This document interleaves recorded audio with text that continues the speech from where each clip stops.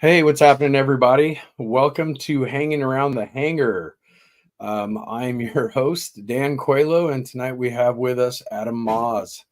Um, this is our first live stream, my first live stream. I've been wanting to do this for a long time and never really had a reason until I was thinking about Adam one night. Everything that's going on right now in the FrSky community, all the advancements and new products coming out and all these different features and more importantly, all the new customers and all the new people that have joined the community and joined this culture. A lot of questions floating around, a lot of people still kind of trying to find their way through the FrSky system. And what better person to have on than Adam Maas. Adam, why don't you introduce yourself to the crowd?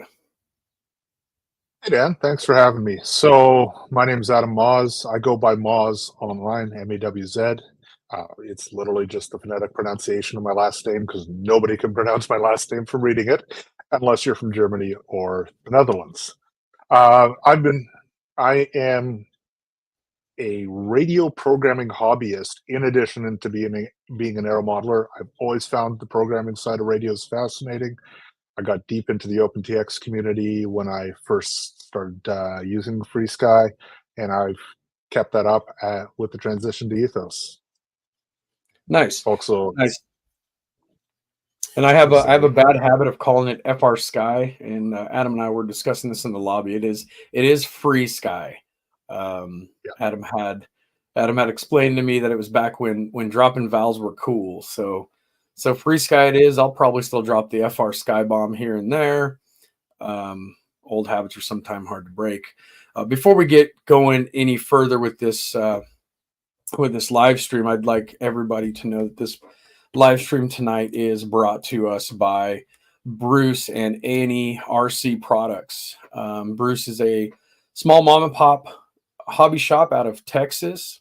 Bruce is better known for the mobile RC guy. Bruce attends a lot of the major events in the Texas area, and from my understanding, through the Southeast, all the way up into the Joe Nall area. So a lot of people know Bruce.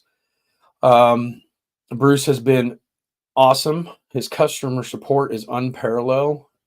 There are a lot of good hobby shops out there. Don't get me wrong, but Bruce has provided some of the best service that I've seen thus far. Very personable guy. And if you do visit his website, his website is being built. Again, he was a mobile RC guy. He is a mobile RC guy. But slowly but surely his website continues to grow. If there's something that you are needing that you may not see on his website, reach out to him. He's very quick to get back to people and has just a lot of products that aren't on the website. So again, A&E RC Products, they'll keep you flying.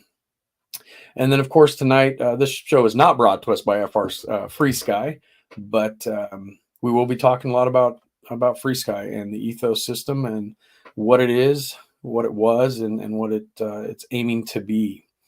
So anyhow, without further ado, let's figure out a little bit more about who Adam Maas is. How long have you been flying RC? How long have you been into aviation? I've been into aviation as long as I've been alive. My dad's a pilot. I have pictures of myself in swaddling clothes in a laundry basket on the right seat of a Hughes 500. So I grew up around the industry. I got into RC flying through a neighbor of mine when I was a kid. So that would have been back in about 1986, and was involved for a few years back then. As is typical for a lot of folks, I got out of the hobby as I got older, and then got back in about 9-10 years ago, and Nice. kind of hit the ground running. Yeah. Same with me.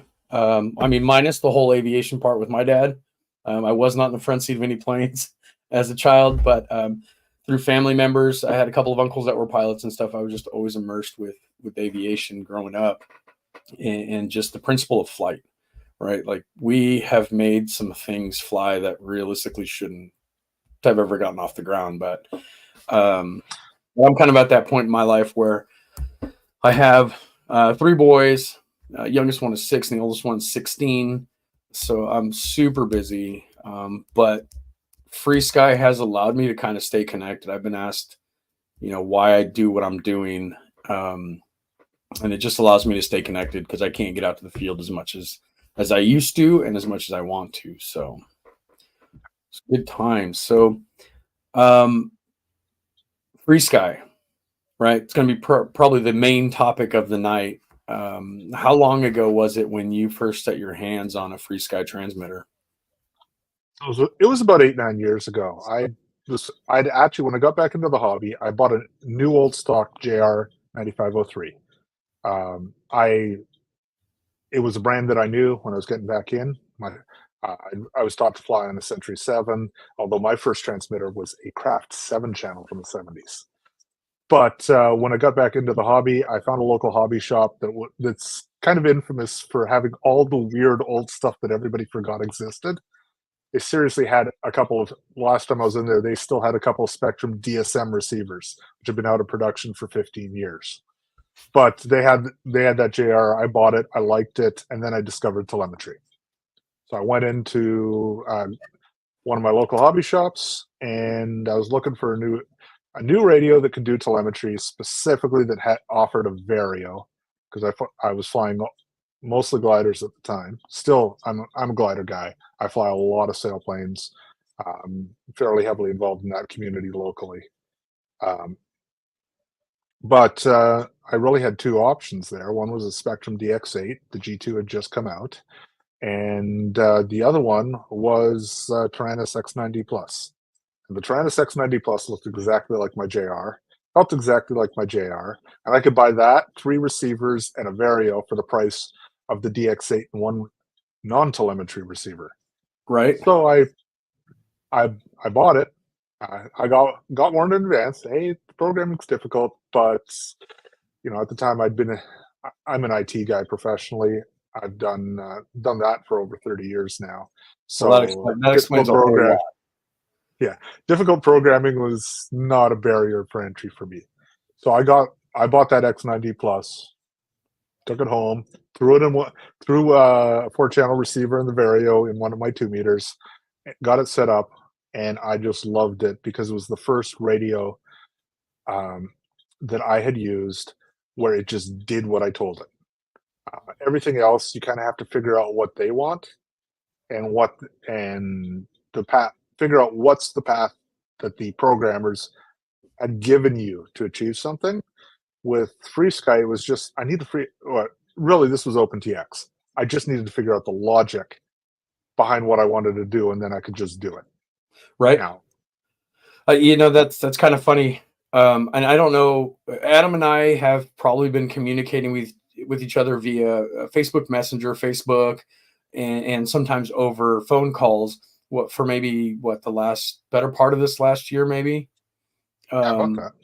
And it's funny, your story about getting with FrSky was almost the same as mine. Little bit different circumstances. I was getting back into the hobby and went down to my local hobby shop. Now, I had been out of the hobby for 98 was the last time I put my thumbs on sticks. And fast forward to like 2010, 2011 maybe, and I go to my local hobby shop. First thing I notice is that everything is digital, everything is electric.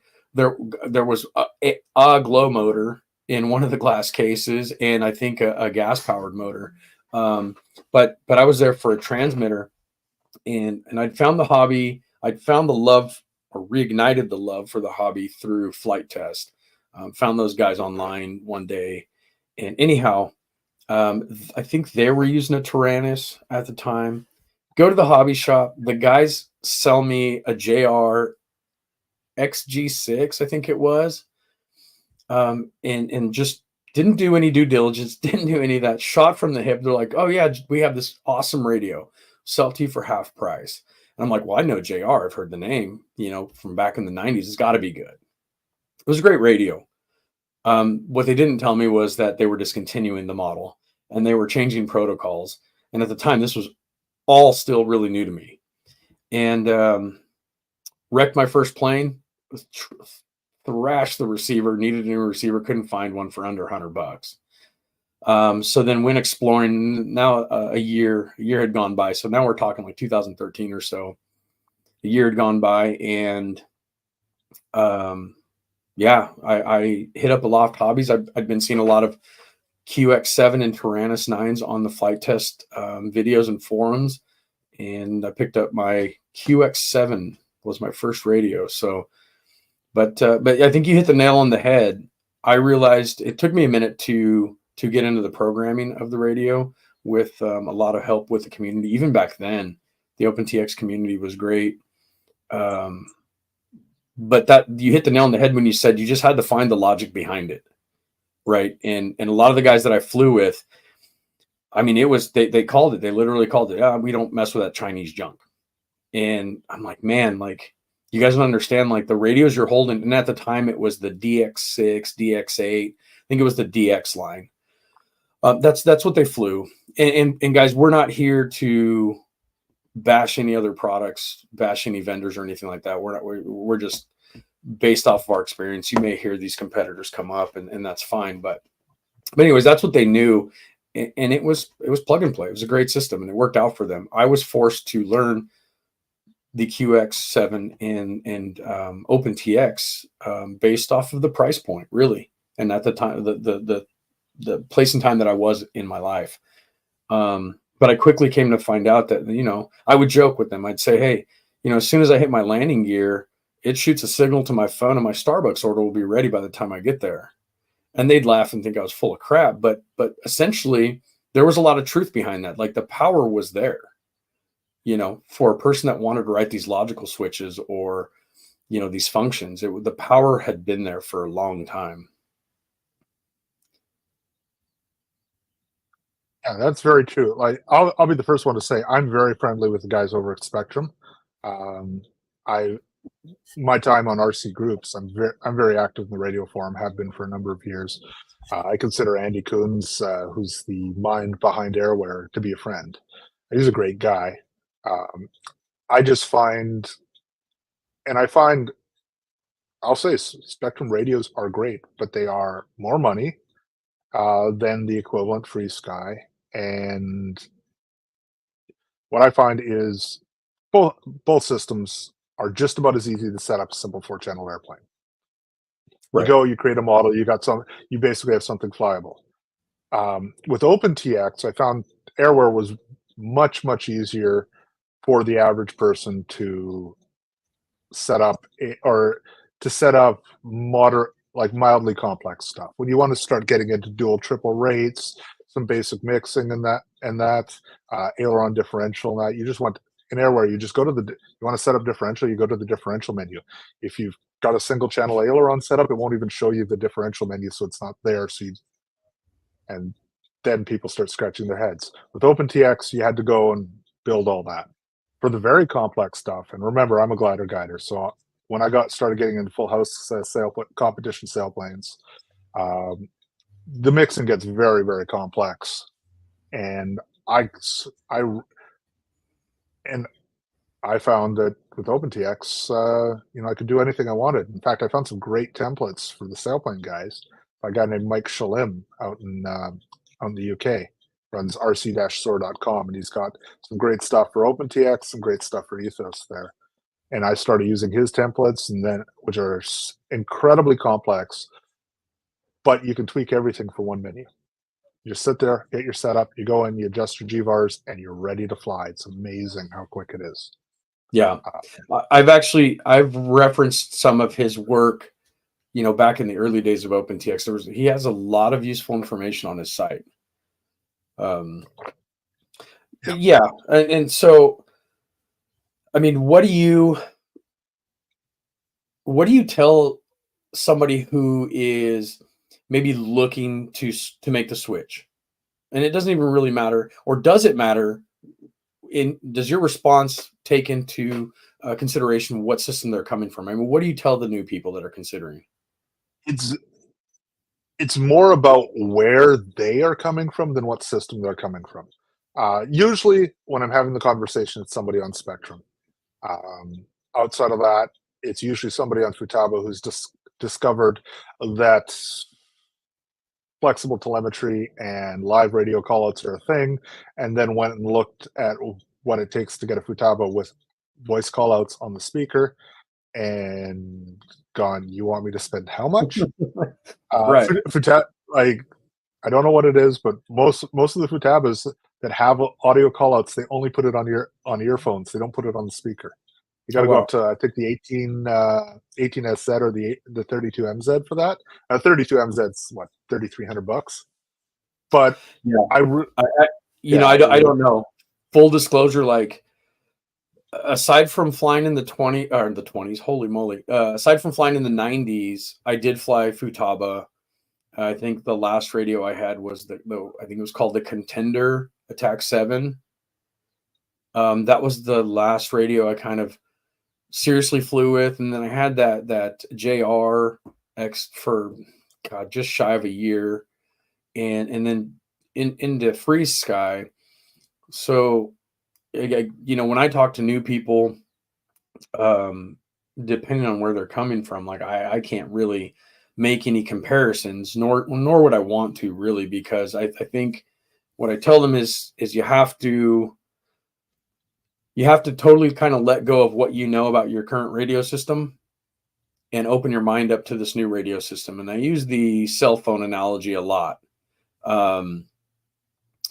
It's kind of going from like Android to Apple or vice versa. And I'm not really talking about which one is better. I'm just talking about we've all at some point probably made that switch back and forth, or even just the newest cell phone out. The basic functions are there. You're going to be able to make calls, text messages, access the internet, Facebook, all that good stuff. They're just located in a different spot. After you get through the basics, now what can that in particular phone do? Some are more advanced than others. Some allow you to get into that back door a little easier and really customize things to your liking. Others are, pretty plug and play. So, yeah, it's very much the same for me. Often to the Spectrum users out there, my usual comment is Ethos is exactly the opposite of Airware.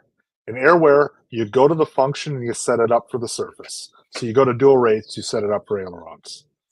In Ethos, you go to ailerons and set up dual rates. You're doing the same thing, but it's the exact opposite concept. You go to the surface, you go to the mixer, and then you set up what you want there. Versus Spectrum, which is very much you go to the function you want to set up, and then you have to go dig through, find the surface you want, find the mixer, and then set it up that way. But when I'm talking to somebody, the first thing I usually ask them is, so why do you want a new radio? And I'll get different answers. A lot of times it's guys coming up and they've got, they've just got their apprentice and they've got their wings and they've got this DXS or DXE, or if they're lucky, they've got a DX5E. I'm not a big fan of the newer non-programmable Spectrums. I think that line peaked with the DX5E. Very straightforward, worked great, absolutely bulletproof, no weird stuff. Great beginner radio because you just couldn't screw it up. But and then they go and they look, hey, I want, at this point, I'm done. I've got my wings. I want to go buy my second airplane. I'm going to go buy a T-28 or a Timber or something like that for E-flight, and I want something more. I want, and then they look at Spectrum Radio to go and so it's 7 channels and it's $280. And then they start asking, well, what are my other options? And for those folks, I love the X18 is usually what I recommend to them. That's my X18 with my old E-flight RV7. I'm a huge fan of the X18. I think it's possibly the best radio for the dollar on the market across the board. Yeah, I love I started off, I started off with the X20 just because I don't know, man. It looked pretty awesome. It had ethos and it was exciting, and I never really. So I don't, for a lot of reasons, I can't just buy transmitters to buy transmitters or airplanes to buy airplanes. So I never had a practical, or I couldn't justify buying another transmitter until my buddy, one of my very good friends, decided to make the switch, and he bought the X18. And when I was at his house when he got it, and we were going to set it up and all this stuff, and I held it, and I was like, oh my God, like I almost felt guilty. I didn't want my X20 to know because it felt so good. The X18 is a remarkable radio. If they could just make that screen a little bit bigger, man, that'd be awesome. My perfect mid-level of FrSky transmitter would be an X18 case with an X20 screen. I got the X20, like I'd gone in. At the time, I was flying a Spectrum IX12 for my power stuff, and all my sailplanes were on a Horus X12. I'd gone back a little when Access first launched back in 2019. It was a very rocky road. I had, and at the time, I'd gone back kind of to Spectrum for a lot of my power stuff. Yeah. I kept my Horus because I still think that I tried setting up a sailplane on Spectrum, and the experience actually was pretty good, but it could not match what I had. So I just kept flying my sailplanes, except for DLG, because you don't want to try and throw an airplane holding an X12 in your hands. You're going to end up throwing a 2 kilo, or what is it, a 1.5 kilo brick into somebody's face. That would not be great. But I kind of missed. There was a little some rocky times there for FrSky with the whole Access debacle, and I kind of missed all of that. I'm a large warbird flyer, and I really wasn't even messing around with foamies back then. Straight into ARFs after the flight test stuff, and then started building bigger planes. And the R8X Pros, I believe that's what they were labeled, the ACCST protocol. RX8Rs, yeah. RX8Rs, yeah. Those were solid for me in what I was doing. Heck, I just got rid of my last R8XRs like a month ago, but it was solid. So I never made the jump until just recently to Access. It didn't need to, so I kind of missed all of that. Didn't even really get into the mix on what was going on there. But before we go any farther, let's there's a couple people in the chat already. If you're here, thanks for coming. Go ahead and hit that like button, and if you're not subscribed, consider subscribing. We're going to try to do this. I'm going to try to do this at least once a month, as my schedule allows. But we got who do we got up here in the chat? We got Victor RC Jets. What's up, Vic? Vic is down Southern California. We've frequented a couple of live chats together, and I also know Vic from the shows and stuff. And then we got EQRC. What's up? And let's see. EQ had posted a comment. I need to learn how to mix to be able to program TV at elevator aileron mix, and like to set up a main landing. All the messages are coming through. Main landing gear to go up at different speed. Yeah, EQ, we can. We'll get into some of that programming stuff a little bit later. We will provide some resources for you guys also. I'm always available. You guys can hit me up, and I can help you through a lot of that stuff. I was telling Adam earlier that I'm great for the beginner setup guy. I'll get you over. I'll help you board the ship. I'll help you find your room. But then when you want to start learning, where the buffet and stuff is at, or the dance hall, there's people like Adam out there who are just 100% immersed in the complex technical side of this stuff. And I'm learning. But there's a lot to learn with the system, and it really all depends on where you guys want to go with this stuff. I've had guys that have come on board a couple months back, and I'm still kind of helping through, which is okay. And I've had guys that have come on, at a certain point, and in 2 weeks, they're asking me questions that are making me scratch my head. And I'm like, well, yeah, you know what? And one thing about me, guys, is I'm not going to BS you guys. I have nothing to prove here. I don't get paid by FrSky. I don't get paid by anybody to do this. I've really become a brand jockey, lately, because people 5-6 years ago would laugh at me. at the field for the transmitter I was holding, and now some of these people are here wanting my help, and I'm here to give it to them with any unbias. And but yeah, I won't BS you guys. I'll tell you, I flat out don't know, but 9 out of 10 times, because of what I do for a living, I become very resourceful, and we get the answers fairly quick. And another thing, I was talking to Adam earlier.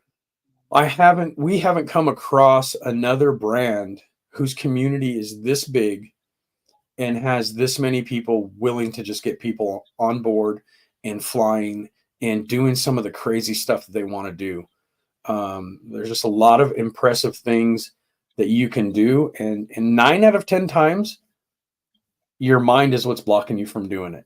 I know my mind is. Um, Adam said it earlier, and he hit the nail right on the head. If you could put logic behind what you're thinking, it can be done. And I think I can stand pretty firm behind that. What do you think, Adam? Yeah, I agree. And just to be clear, like I'm out there to help everybody from the absolute rank beginner through to somebody who's doing something truly, truly complex and leaving me scratching my head. I like helping everybody. I just want to get folks up and flying, enjoying themselves.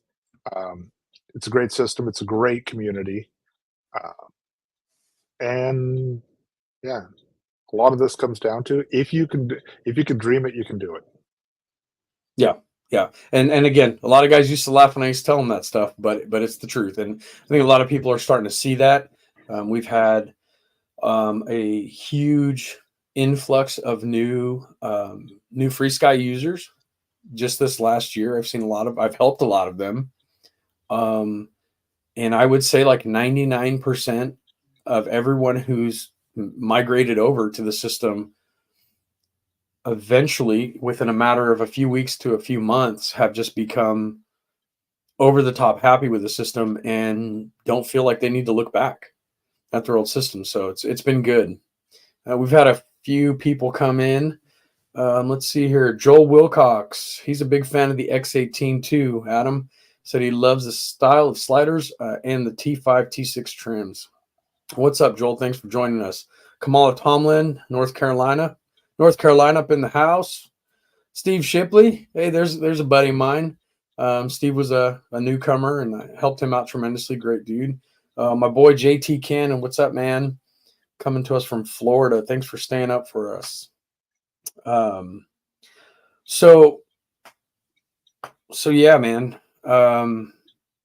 Pretty exciting stuff this last year. We had FrSky had a lot of products come out, a lot of receivers. Where do you see? What would you like to see FrSky do this year? Do you want to see new products come out?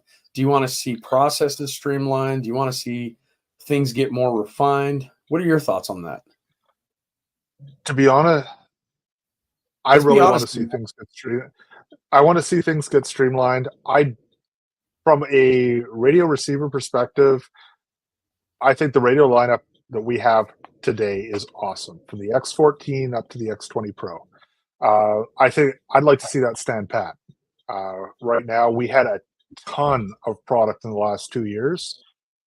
It was like, feeding the market with the fire hose. I want to see that stand pat. On the receiver side, the only thing I'd really like to see is a regular stabilized 6-channel access receiver.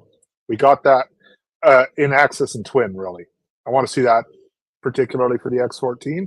We just got one for the tandem guys. I will be buying a ton of tandem SR6s. I got tandem R6s in a bunch of airplanes. It's the most common receiver I have. The second most common was the old Archer SR6, which there's no direct replacement. You got to go up to the SR8 in the Archer Plus line, which is about the same size, but a few bucks more, and I'd like to see a 6-channel. Outside of that, I want to see more than 2 neurons. I want to see some more servos. The new ACT line of servos, so they're like the exacts, so they're a serial F-bus telemetry servo, but they're not. Like the exacts are a mid to high end servo. The ACTs they've got one out there. It's basically like a HS85, HS82 equivalent, and it's $26 for full telemetry um, digital servo. I want to see that line grow. I want to see a standard size. I'd love to see a 12 gram or a 9 gram in that line, because I've really discovered that a love for serial servos. What I've been using for most of my builds lately is Futaba Universal Series, SU300s and SU400s. They're cheap, they're S-Bus, they're a great pairing with a TDR10, set each port to S-Bus, and then you can wire in, your whole wing on one connector. Plug it in, you never have to worry about crossing your ailerons again. It's just going to work. And it's a reasonably priced servo. Now, I don't fly a lot of the big stuff outside of my sailplanes. I'm a 40 to 60 size glow guy. Despite the picture behind me, I do fly electric as well. But my primary interest is 40 to 60 size glow, classic RC planes, classic engines. Just picked up a couple of OS 61 RFPs that I gotta find homes for. So yeah. See, again, those are all great wants. I haven't even I'm not even going to start talking about servos. Like, I haven't even delved into the newer line of servos that FrSky offers. Again, a lot of my hobby revolves around, I keep it pretty basic, and if it's working, it's working. And would I love to? Yeah, but again, I'm at a point in my life where I have 3 kids to look after, and it's always something when you're raising kids. And on top of that, I'm a firefighter. I drag hose. So that's where you and I differ a lot. You have a really strong IT background. And again, I appreciate all those times that I've called you with questions. And sometimes those answers were right there, right in front of me. And it was just like the, oh shit moment. So, So yeah, no, that's cool, man. But what about, like, I want to keep a lot of this raw, and I'm not trying to badmouth anybody, and definitely not FrSky, because I'm in absolute love with them, and I have been for a long time. But I've been dealing with a handful of what I'm calling hyper advanced users in person. A couple of guys that are local to me that were they were asked by their sponsored companies to migrate to FrSky, and a lot of these guys were hardcore Jetty guys. Like, these guys knew the ins and outs of Jetty. And again, one person in particular was one of those guys that I didn't necessarily bring over, but started helping out very early. And this was back in December, and he was super apprehensive. Jumped right into the weeds. There was a lot of phone calls where I didn't feel very good afterwards, because I just had a lot of, like, I don't know, man. I don't know. I'll find you the answers, and did a lot of legwork for him. And he'd come back and he's like, hey, I discovered this, and that. And that's pretty amazing. But in discovering this, and that, and all these things that he loved, he would also come across a lot of, I wouldn't say bugs. In some cases they were bugs, but in other cases they were just things that weren't jiving really well. And forgive me, because I don't have any examples off my hip to shoot, but I can give you an example. If it's who I think it is, I can give you a couple examples, and they largely tie back to the stabilized receivers and the RBs. Both of which they work, but there's rough edges. That's the way I'd put it. There's things they can't do. There's things that are difficult to set up. They need to evolve, and just don't bring out new product, new firmware. Just a little bit of sandpaper on those rough edges. Yeah. And so in particular for the high end stuff, so the SR12s, the SR18s, and the RBs, I would really, really love to see a programming application that is on par with some of the competition. And the competition there I'm thinking of is stuff like it's not Spectrum, it's Flex, the Auras, it's the AR Smooth Flights, which are really where I point people today when they hit the limit on the RBs in particular. My answer is, well, time to look at a smooth flight, Yeah. because they do play very well in the FrSky ecosystem. And but what you can do with those, the power box side gyro stuff, there's just a lot of tweakability around No, absolutely. around that, the little fiddly stuff. Yeah. I mean, just a few from the hip. Heading hold is a feature that a lot of people are screaming for. The ability to adjust independent surfaces, adjust their gain. Right now we kind of have this umbrella adjustment of the gain. They brought bank angles in, which I think was a smart move with the stabilizers. That really kind of opened up a few new doors for me. I think it's, from what I understand, again, I don't know, but from what I understand, it's very close to the safe mode with Spectrum. It's a very similar implementation to the envelope limits in safe. So we already had safe. Really is two things. It's envelope limits, so and it's self level, and you can have one or the other or both combined.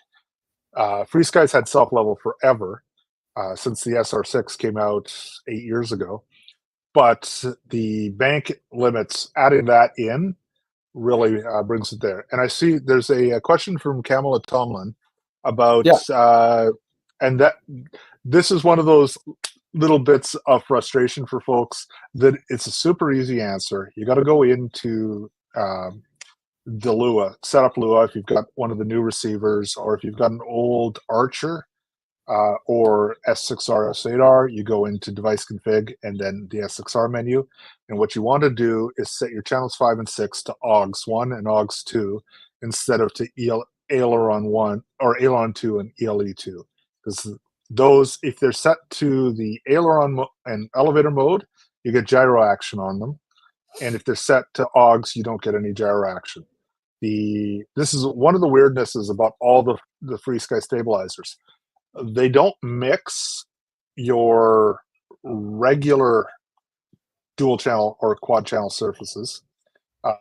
They rely on the radio to do that, but they do mix V-tail and delta. It's worth being known there. Yeah, so that's been one of my frustrations lately. Not with the new user, but just with the system. There's right now, right off the bat, there's two different menus that you can go to, and that's all really dependent on what receiver you have. Do you have the older generation of stabilizer in the Archer Pro series, or do you have the Access, which is Archer as well, the Access Plus and the TDs, which require the Lua scripts, and the Lua scripts supposedly are going to be going away. But there's all these pick your paths. And when a person doesn't know, it's really easy to get crossed up. It's really easy for the frustration to start building. And it can become tedious sometimes on our end. And again, it's not with you guys, the new users. It's more with the way the system is right now. And so those are some of the things that I want to see happen in 2024 is I want to see a lot of things get streamlined. And it's easy for us to ask and say that, and tell them what we want without really knowing what's going on behind their doors. I have an understanding of who works at FrSky USA down in Southern California. But I outside of that, I really don't know. So, but streamlining those processes, right? Like simplifying that stabilization setup as much as possible, because that's been the hang up lately. Updates. One of the biggest gripes that I had, not so much a gripe, I'm sorry. One of the biggest reasons people didn't feel like coming to FrSky back, in the OpenTX days, one of the reasons was constant updates. They knew that much. But then they also knew about the steep learning curve, which was OpenTX, and you can't fault them for that. But it's still kind of the culture. So I don't know how that would get rectified. I don't know if that's just a stronger R&D department. There's a lot of ideas floating on out there, but I'd like to see that stuff get streamlined uh, for the new Yeah, user. agreed. Particularly the receiver and RF firmware updates. It's gotten a lot slower. The thing I'll say about Ethos in its updates is if you don't have a problem, don't update. Right. During the flying season, I do. I leave my flying radios. They get updated twice a season. Typically, I get through half the season, and then I'll do an update because as it happens, because of who I work for, late June is just I can't fly. It's Microsoft year end. I work for a major Microsoft partner. I'm too busy to fly. Um, and so that's when I do my updates. But my two flying radios, and I maintain two radios for flying. It's a big heavy one for stuff that for most stuff, and then I've got a small light radio for my DLGs and my micros. Uh, I buy the second radio just because you don't want to be flying DLG with an X20 Pro or an X12S. So I got a Twin X Lite. If I got it, I might as well fly my micros on it too. Yeah. But yeah, I just don't update unless I trip over something. If you find a major bug, yeah, do the update if it's there. But Sure. outside of that, don't Well, worry and about it. that's kind of that's exactly what I tell people. From time to time, check out these updates. I mean, obviously, if something's not working out for you, I mean, what's the percentage that it just needed a software update? That's been pretty prevalent over the years as well. But heck, I think before I updated to 1.4.1.7, man, I don't even know how many versions back I was, but things were working for me and what I was doing. And that's the thing, is everybody's different. So, is there a learning curve with FrSky? Yeah, there's a learning curve. And again, that's totally dependent on who you are, what your understanding of these systems are, radio systems just in general. So that's going to be different for everybody, but there's going to be a learning curve. But the payoff is, man, tenfold better than any system that I've heard people of using, and definitely the ones I used in the past. So, but let's see who else we got. We got Bruce. Hey, Bruce Carr's in the house. Bruce Carr is the guy behind A&E RC products that we were telling you guys about earlier. He's joined us tonight. And I think Kamala Tomlin asked if you had a contact email. So I don't know how you feel about that, but It's all over the place. I don't mind giving it out at all. I tried to actually drop it in chat, but it wouldn't let me. You can reach me at adam@mawz.ca. So Mawz, like my nickname, .ca. If you send it over in that private chat, I'll go ahead and get it up on the screen for these guys. We got Wayne in the house. What's up, Wayne? I don't know Wayne personally, but I've been following Wayne back and forth on Instagram and I think Facebook. A lot of great modelers out there, man. So, what's up, man? Like, what else do you want to talk about? Do we want to jump into some live Q&A? Anything you want to add? Yeah. Actually, I was just going to say hi to Paul Edmonds. I see he dropped in there. I've been chatting back and forth with Paul for a fairly long time. Good guy. Hey, what's up, Chris?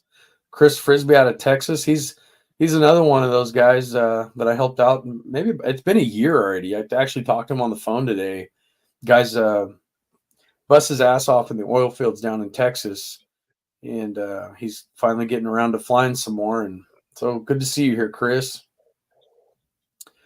Good to see you here. So Wayne says he's having trouble updating. Give us a little more info, Wayne. Like, what do you have? What radio do you have? What firmware do you have? Let's see if we can help you out with that a little bit. Canon says, let's get into some knife edge 3D stabilization. Yeah, let's talk about that. So Taylor is the guy I was telling you about that made the switch, and he let me hold his X18, and I was like, man, like this feels dirty. Like my X20 is at home. And anyways, he's a good friend of mine. Used to live pretty close. Now he's back in Florida at his where he comes from. But he asked me the other day, he wants to really start messing with the knife edge and the hover function of the stabilization. I didn't have any answers for him, and I haven't recalled seeing very many people using it. So I know that you've Most probably people dabbled with don't. it.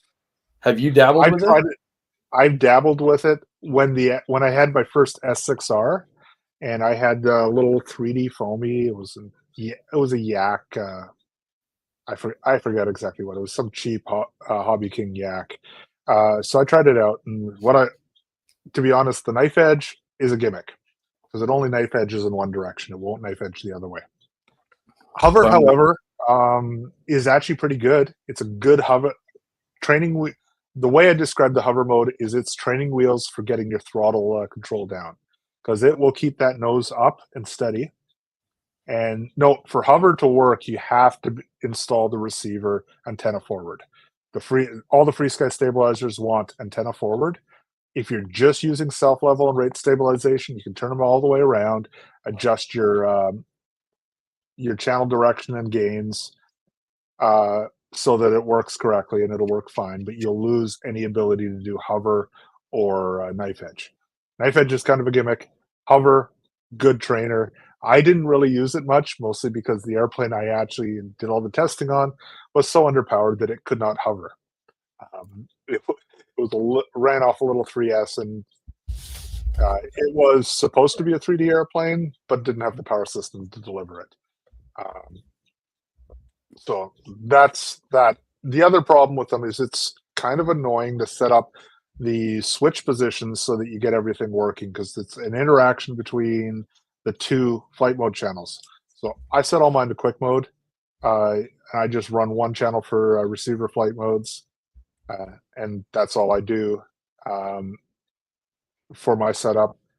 But I really would love to see heading hold come in because if we got heading hold, that would give you a knife edge solution that works in both directions. That'll give you a hover mode automatically. You bring it up into hover, engage heading mode, and then just practice your throttle. Awesome. I'm just typing up. I'm going to get something on the screen here for our viewers. Bruce has graciously offered a 10% off any orders over $50 for the first 20 customers at A&ERC products.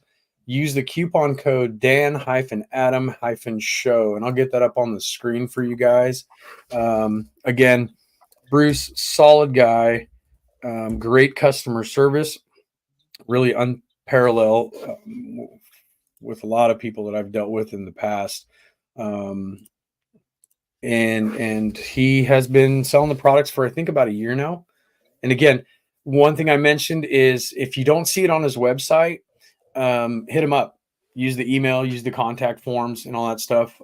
He can get anything FrSky, as well as many other products.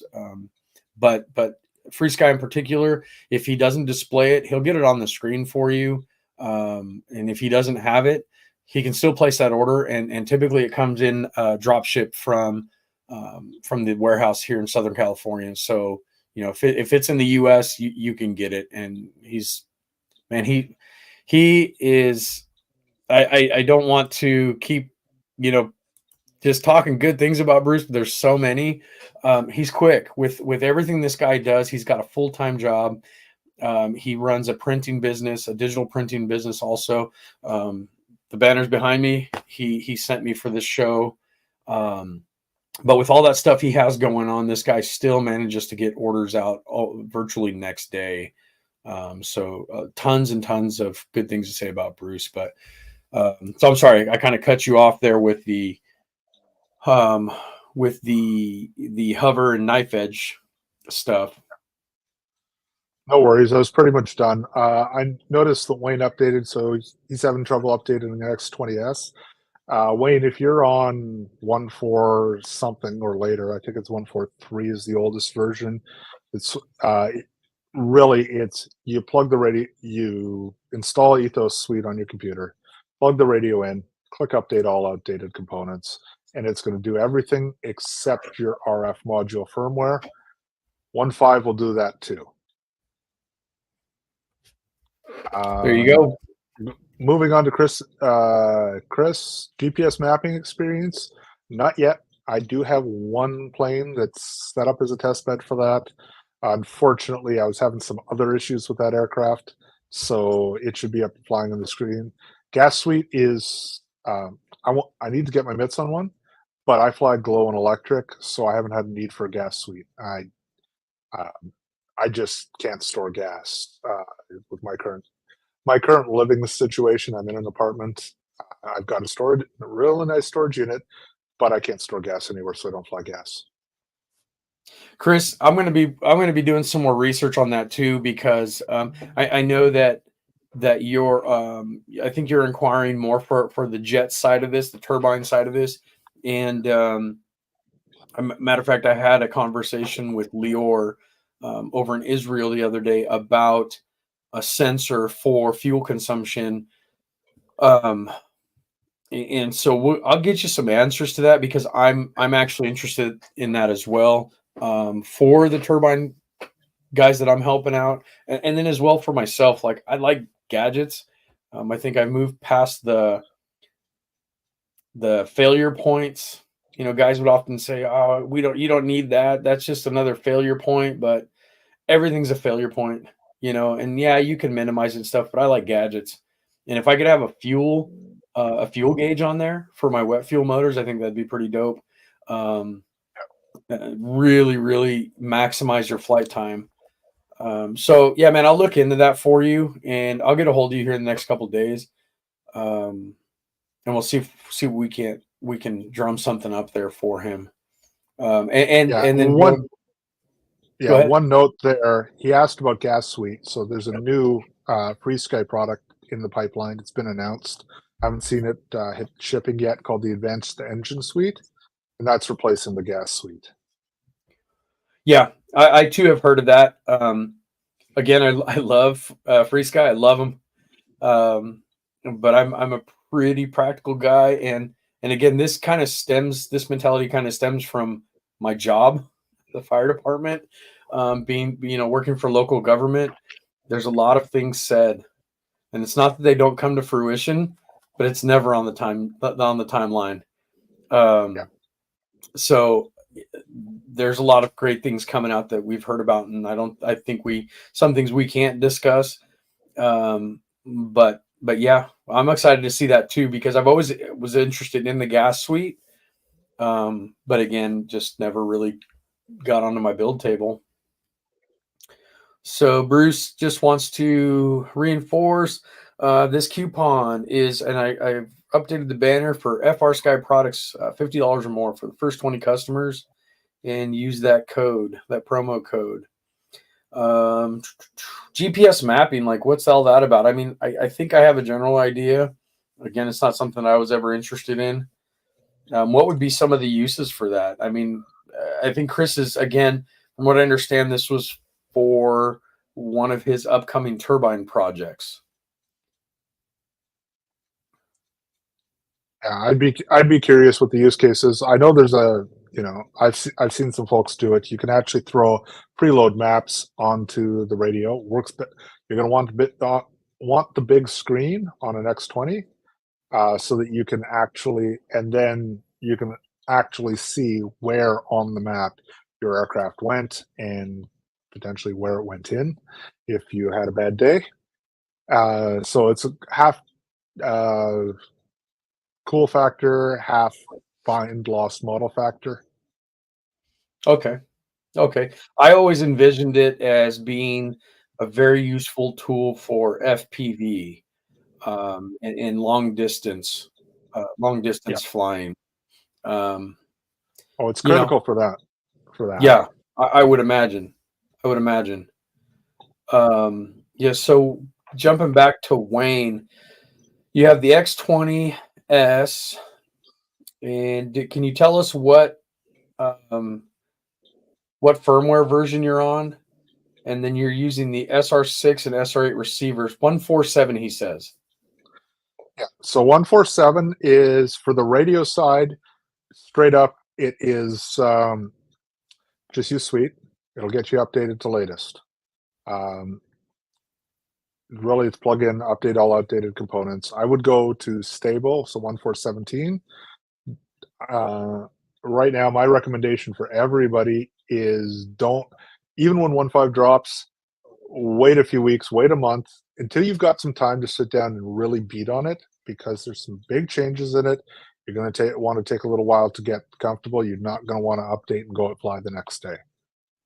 Um, and for the And wait, receivers, what I'll say is, if you go to my channel, check out some of my mall setup videos. The one where I installed the SO10 Plus, and I actually cover doing the updating. Which you download the firmware files, you throw them on your radio's SD card. I got a firmware folder that I created on there, and then you can just update with the radio, with the model powered off. You find the firmware you want to flash, select it, select flash by int OTA, power the aircraft on. If it's electric, make sure you took the prop off first, please. Um, I like everybody to keep their fingers. But and then when it comes on, it'll say, "Hey, got this receiver or these receivers." If you've got multiple receivers, you pick the one you want, and it'll flash it right there. It's once you've done it once or twice, it becomes super smooth. yeah, And I actually if show it in that video. You watch me do it. I've got another video coming where I'm setting up a little T7A Red Hawk, a little 64 millimeter from X-Fly, and that one you'll see me update the receiver that I threw in there, and I yeah, walk through so all of it. if you guys haven't checked out Adam's channel, it's Adam Maas, and we'll get his name back here on the screen here in a minute. But if you haven't checked out his channel, check it out. He's got a lot of useful videos. Again, this goes back to the community and how many resources are out there. It's pretty amazing. There are several different channels that I've referred to in the past, and several that I still refer to now. Adam being one of them. He's got a lot of useful information on there.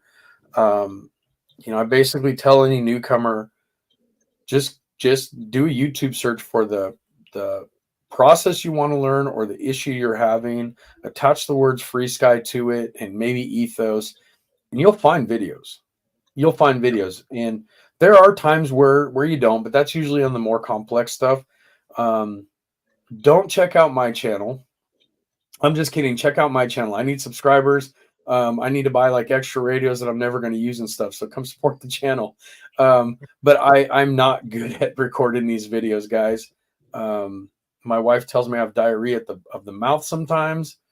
But I tend to post some videos from time to time on questions that I get from people, that information is not necessarily out there, more so in a video. So I'll make a video on that stuff. But yeah, I'm a learner. I'm a learner by seeing and doing. I can read something 20 times and I may grasp the concept. But if you have me do it or see it being done, I'll pick it up no problem. So I'm that type of learner. So, but check out Adam's site, his YouTube channel. Subscribe to him. This is a good segue into the next topic. Well, before we get into that, let's see. I'm sorry, Bruce has been in the biz with FrSky. He's been in bed with FrSky for 2 years now. Larry O, hello, welcome to the show. Do FrSky flight controllers work on helis and also with RotoFlight? So the flight controllers are relatively standard Betaflight based controllers. They're intended for quad applications. Really right now for the heli support with FrSky, and there is more and more heli support. I know there's a couple of really serious heli guys who've gone all in. We've got Romeo Oscar up here in Canada and Roger Forgs. I hope I pronounced his name correctly. as well as Keith Williams, who I believe is, uh, I think he's down in SoCal, but I'm not sure. Um, all pretty serious heli guys. But right now, in terms of well supported FBLs, it's really the Icon and the Brain 2 from MSH. Those are the ones that have a reasonable amount of integration. I haven't seen anything with rotor flight, and it might run on the FrSky FCs, but you pretty much have to buy one and try it out right now. Do you know of any specific heli resources? Like, are there any pages out there? Again, guys, I run on a super narrow band. Yeah. With the experience, like I've never flown a heli outside of that toy that you buy at the mall. But do you know of any resources out there? Are there any pages that are specific to FrSky and helis? I don't know of any. The one I would say is hop on Facebook and look up Keith Williams in one of the FrSky groups and reach out to him. He's a highly Oh, experienced heli guy and an avid FrSky guy. And if anybody knows, it's going to be him. well, if anybody's watching and has any experience with helis, or knows somebody that is into helis, and even better if they're into FrSky, maybe this isn't a community, or maybe this is a community that would be worth setting up, similar to what we have going on with the Ethos page. The Ethos page has become a trove of knowledge. But I think the heli guys need something. There was my old counterpart with RTL Fasteners, and good Lord, I'm drawing a blank. He's into helis as well, and he migrated to FrSky, I think last year or whatever. But we'll talk to some people and see if we can't get a stronger community for the heli guys out there, because why not? Right? Heli people are RC people too. Heli people matter. TDMXs are, I think, arguably the best receiver that you could probably put into a 600 or 700 class heli. You get that dual band, nice long whiskers so you can locate them properly, serial output to your FBL. Victor and Larry O mentioned that Keith has some great info on Heli Freak, and Victor backed that comment up. So any heli guys watching, look up Heli Freak. Guys, is that either Larry or Victor? Heli Freak, is that a Facebook page, website? It's a web forum. I've heard of it. Okay. I haven't spent time there. It's kind of like RC groups for helis. Yeah. No, forums are great. Their forums are great. I used to live on the forums during the OpenTX days. But man, these Facebook, I was not on Facebook for many, many, many years through OpenTX for personal reasons. But I've really come to enjoy these groups that have been popping up on Facebook. I was on Facebook a long time ago, took a long hiatus, and when I came back, there was groups. And I mean, I think I'm a part of more groups than I have friends. They're just great because it's so easy to pop in a picture there for a visual, whether it be a problem you're trying to diagnose, or whether it's a solution that you've come up with, or an idea, or a revolution that you've come up with. It's just, I don't know, man. Forums are still great. They're still great, but I think a while back I asked you a question, and God, I can't even remember what it was. And you're like, yeah, I think it's on this forum, and it was RC groups. But there was like 72,000 pages, Adam. I was like, oh, do I really need this right now? Having to sift through it. So yeah, it's a problem and it's a benefit because it's there. It's easy it's findable, it's searchable. But I think there's something like 30,000 posts on the X20 thread. It's one of the most popular. My exaggeration wasn't too far off. No, it isn't too far off. I think it's the third longest radio specific thread, and after the Spectrum DX stuff, and I think the original OpenTX thread. I noticed Kamala had a question if there's any radios with a screen size similar to an IX12. Yes, any of the X20s, you'll find the screen is basically the same size as an IX12. This is my X20 Pro, but I went from an IX12 to the X20. The Horus Kamala, radio is the same size as well, but not touch. The X20s are touch. Kamala, do you currently fly FrSky? If you give me that answer in the chat. We'd like to discuss more about that with you and any other questions you may have. Bruce from A&E said that FrSky Ben, you guys have probably seen him floating around in the Ethos page. He plays with helis, so Ben might be a good source for some of those questions. So if you've got them, shoot them over. Look me up on Facebook. Look us up on Facebook. I think I can comfortably say that. Send us some messages via Messenger, and we'll do our best to get you the answers you need and get you in the air. That's, I think, our primary goal. He said no, IX12. Oh, so we have a potential. We have interest here. Kamala, thank you for joining us to watch this. Man, shoot some questions, man. I love dealing with customers or people that aren't necessarily with the system yet, just because of all the gratification that I've seen coming from people migrating to FrSky, whether it's the affordability, the capabilities, which it's super capable. It's a super capable system, or just the overall hardware. One of the biggest here's generally how it plays out with somebody that's migrating over, and we're going to specify it to Spectrum because that was like a bulk of the people that I helped come over to FrSky. They were Spectrum users, and rightfully so. Spectrum's a great system for what it is. There's nothing wrong with Spectrum. We're not bad mouthing any other system here.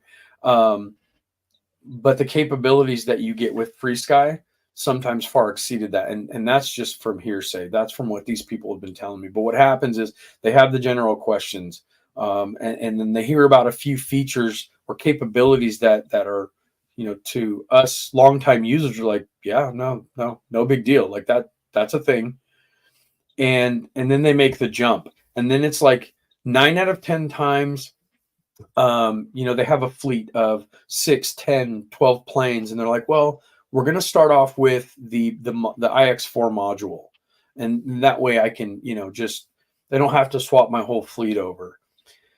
And I don't necessarily deter people from that. But again, you're limiting yourself. It's like putting maybe a tennis ball or a golf ball underneath your accelerator pedal. You're going to get that car to move, and you'll probably drive the speed limit. But if you really want to see what that puppy can do, you switch over. And then what happens is a week, 2 weeks, a month later, I get a message from these people saying, hey, I'm selling off all of my, brand X receivers and transmitters and stuff like that. I'm making the full jump because it's affordable. And on top of that, like I'm utilizing, or I'm able to benefit from 100% of the telemetry or the free mixing and stuff like that. And again, 9 out of 10 times, even at market price for used equipment, they're still putting a few dollars back in their pocket. And so it's really gratifying to hear all that stuff. And Bruce says, I get a lot of questions about how to buddy box with the X18S or the 20S. Any experience with that? So I'll let you touch bases on it first. Yeah, so I've got some experience on that, and I will tell you, if you're coming from Spectrum, you're going to find the current state a little bit aggravating. There's wireless buddy boxing. It's the Para system, works with 8 channels over Bluetooth, and there's some good information in the Ethos manual for setting it up. But it's got one thing that annoys the heck out of me personally, which is the fact that when you start your session, you have to go and manually connect both radios. They'll be paired, but you got to go and tell it connect. The experience of Spectrum, where it's just like a receiver bind, is amazing. Now, FrSky has a module called the FWTM Lite. Plugs into the bay in the back of the radio, and actually, I think I got. We can double check. Yeah, I've got one right here. Hey, Adam, real quick. Adam, real Yep. quick, I'm going to stop you. If you can place your actual radio in the general location of where that X18 is sitting, it would look way cooler. It looked like you were grabbing it off that table because you almost did that. Yeah, this actually is. Yeah, this is the X18 is actually right over that shoulder. That's it right there. This is my X9 Lite S, which is my cheapo trainer radio. What I do is I have this radio bound to this module over access. It also supports ACCST D16. And then I can just plug this into the back of any radio. You can actually, it's got a trainer jack for wired trainer for anything that supports that. And then it's got built-in on Ethos 1.5. You can set your trainer port to S-Bus from the module, and it'll feed right in there. And it's 16 channel, and it works like Spectrum. So you bind this like a receiver, and then when your student radio auto connects. These things, once 1.5 comes out, these things are going to be the bomb for training, because you don't have to rebind. You want to swap instructor radios, that's fine. Just keep that with the student radio, pop it into the instructor radio you want, and run with it. Now, and it works with OpenTX as well and EdgeTX as well. I'm going to give you a little insight to my experience with the trainer systems. It started when I first got my tandem, and I was able to link my X10 Horus with my tandem, but it was all on screen. Matter of fact, I was at work and I had them laying on one of the beds, and I'm like, oh, cool, that works. Never did anything else with it. Fast forward to this last December of 23, I'm helping out these turbine guys, and one of the big things, and I'm not going to go too far into like where they want to take the buddy boxing system. They have some ideas with their company, but that meeting out at a private field was the test bed for this. And again, one of these guys at that point in time was super apprehensive about having to make the switch to FrSky. So we set it up para wireless, and we found that for a simple 4-channel radio, it worked great. Or 4-channel airplane, it worked great.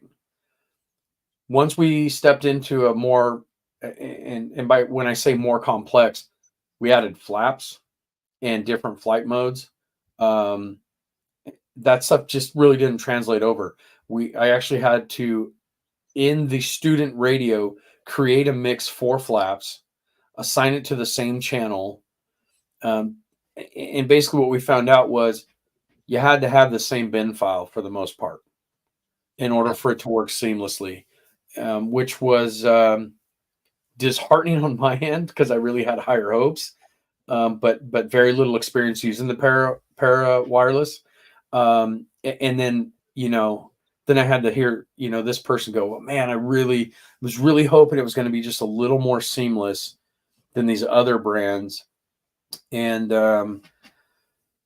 I expressed those concerns to FrSky, and was actually, I ended up buying the module, but I've yet to find time to test it out.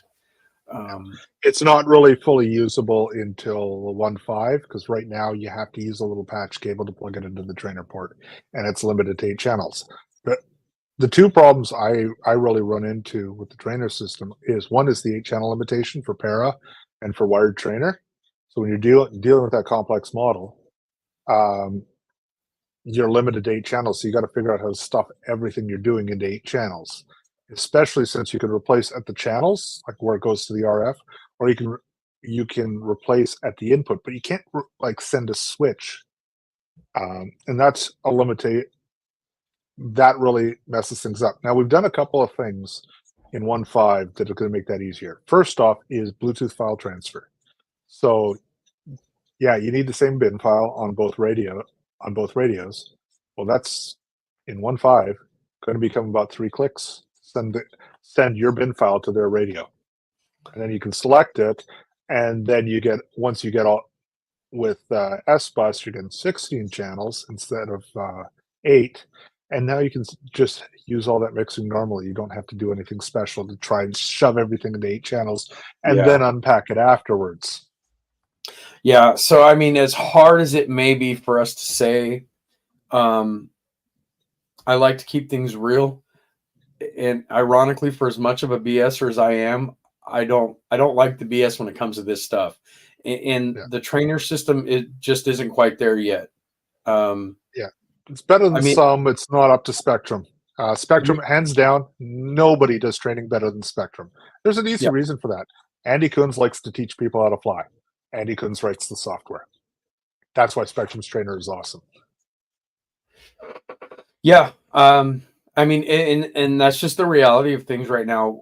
You know, will it get better? Yes, it's going to get better. And again, that's another good segue into another topic I want to bring up. But before we do, Kamala has asked, or has told us, I have giant scale warbirds and have only flown Spectrum, but the cost of Spectrum mostly and their new RXs are getting crazy. Dan, off topic, did you ever finish your CY80?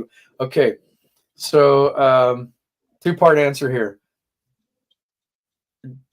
Giant scale warbirds, no problem. That's kind of my forte. Is I love the warbirds. I love the scale aspect of all of them. Never had an issue running very pretty much any setup in these giant scale warbirds. The new tandem lines, the tandem it's exactly what it says. It's running two frequencies, the 2.4 gigahertz and the 900 megahertz at various powers, and you can adjust that. And there's some things with that, but they're running in tandem, and it's not a backup. It's tandem. It's always there. The gentleman that I was talking about earlier, that we had a meeting at the private field, apprehensive about FrSky. He was a big time Jetty user. And I'll let you know, like in a month's time, he's not looking back, and he's over the top ecstatic with the telemetry, just the telemetry alone, not any of the other capabilities.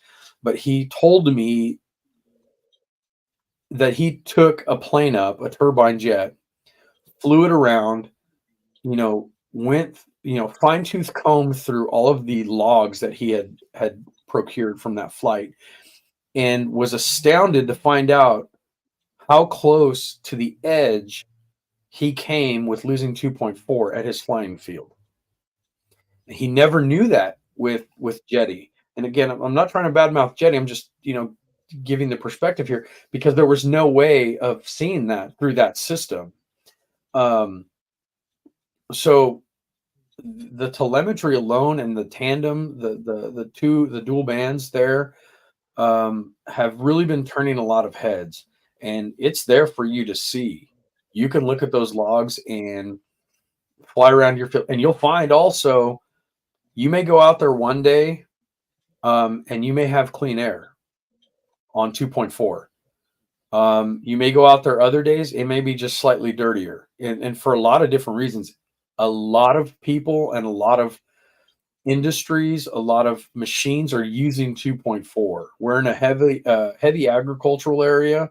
A lot of machines out here are using 2.4 to communicate agricultural data and stuff like that.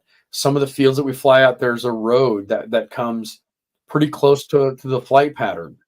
That could affect the 2.4. Other people at the field can dirty up that air real bad, real quick. And the fact that you can see all of this stuff, and in cases live, real time on your screen. I don't look at my screen. I'm not that good of a pilot. I'll crash. But call outs, you can have call outs. There's all this awesome capability with the system, that have never warranted any concerns for me on putting them in these giant scale aircrafts. Now, back in the day, there was like RF issues, but that was heck, that was back when I started. There was, the internal combustion motor would create RF noise, but that quickly got resolved. And I mentioned earlier in the show the help me out here, Adam. RX8 Pros, RX8R Pro. RX8R Pros. Those Those were letter the OGs for us Warbird guys. So yeah, super good in giant scale.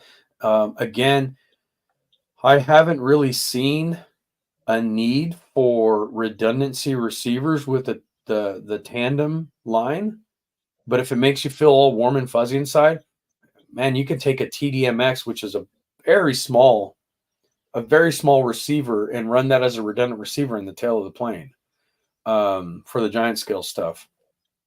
And then to answer the second question you had, no, the CY81P47, I did start off by making a few videos on that. I was really going to document that. I still plan on it. It's just kind of been at a standstill. It's on the back burner. You hear the story a lot from modelers and stuff. Decided to take it and go, pretty super scale with it for as much as I could, being essentially an ARF. Me as well as another modeler from Bulgaria ended up getting the same models. We ended up communicating back and forth on the daily and just doing a lot of scale stuff to it. And unfortunately, I just can't find the time. But follow the channel, man. And I've been thinking about it a lot. So it's funny that you brought that up. Paul Edmonds said that he changed all of his stuff this year to tandem. That's awesome, Paul. And I bet you're pretty happy. Do you know Paul? Yeah, I know Paul. We've been in touch for a long time on Facebook, through around Ethos. So good guy. He sent me a bunch of questions. I've helped him out where I can. But Rod Darius moved over to tandem. I'm slowly but surely moving my older stuff over to tandem or twin. I do fly twin as well because I fly gliders, and it's hard to stuff tandem into the fuselage on a Pike Perfect or a Supra, let alone one of my DLGs. So I fly twin for that, and then tandem for basically all my power stuff, larger gliders, and I'm really aging out my access stuff right now. Nice. Probably end up with a stack of access stuff that I need to tend out. But right now, that's only in my little electrics. I'll still throw access in as, but only like little 3S 4S stuff. If it's a sign of anything, what you don't see a lot of on the open market is used FrSky products. That's one thing that I've kind of gauged over the last couple of years is you never really come across these used items. If you do, it's probably something that's on the verge of being obsolete. Maybe some of the horror stuff. I sold 8 of the ACCST 8R receivers back in the day, and somebody swooped those up pretty quick because they're still relevant. But it's just I'm doing what you're doing, right, and kind of phasing things out, trying to move everything to tandem. And guys, especially Kamala, if you guys have any questions, look us up. There's links. If you're watching us on YouTube, I did post a link to I believe Adam's Facebook page, Adam's YouTube channel for sure, and then all the ways you can contact me via Facebook, Instagram. And I think I might have put my email on there. Adam sent me over his email. I'm going to leave this banner here for just a bit longer. Yeah, man. So you got anything else you want to add? No, not really. I think that covers everything from that perspective. I'm pretty stoked. Yeah, feel free to look me up. Look me up on Facebook. Look me up on YouTube, or RC groups. I'm super active in the radios forum and RC groups. If you go over there, I'm pretty stoked. I think we've averaged 10 viewers all night, man. You know, I've been on a few shows that were in and around that. So again, Yeah. thank you guys for coming in and checking this out. Again, this is a first time for me. Adam's a seasoned veteran with doing videos and interviews and stuff like that. So I've done it twice. oh, you post quite a bit on your Yeah. social media pages, and Oh yeah. it's Yeah. always I've been on 2 live streams, so it's always different when you hear yourself on video, right? So I hope I hope I did an okay job for you guys tonight. Larry O said I. Should we finish that for Larry O? I want to come to FrSky. Come on, Larry, stay with us. Anyhow, yeah, guys, check out Bruce A&E Products. He's offering 10% off any orders, any FrSky orders. There, I did it again. 10% off any FrSky products, $50 or more for the first 20 customers. Use the promo code Dan-Adam-Show. Larry O said, I'm 100% converted to Tandem and an XE.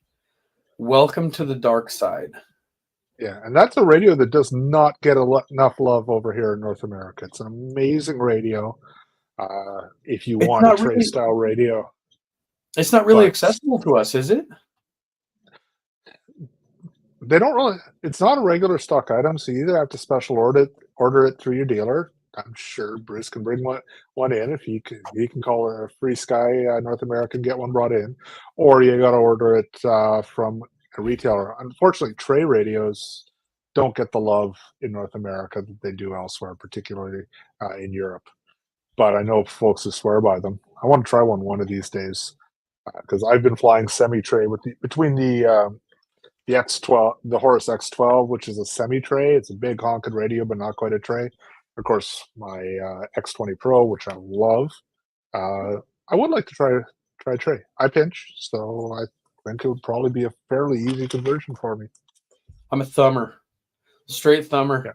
and I have to wear a lanyard. I have to wear my lanyard, my neck strap. I don't know Yeah. if I could do.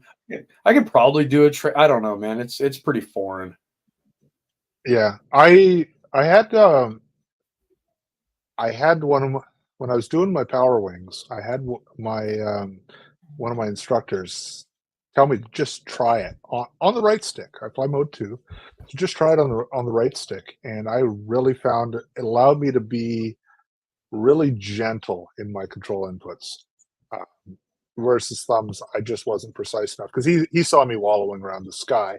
So like, just try this, and I smoothed right up. So it worked for me. It doesn't work for everybody. Some folks, like, there's not absolutely zero wrong with thumbing. Fly the way you're comfortable with. Fly the way that's got the best control for you. Don't Right. fly pinch because Adam flies pinch. In fact, a lot of it, I hybrid my sailplanes. I hybrid pinch. I thumb my rudder because I'm pushing my my spoiler stick up. With gliders, it's your throttle becomes your spoiler stick, and unless you're flying a landing pattern, you want that up and not deployed.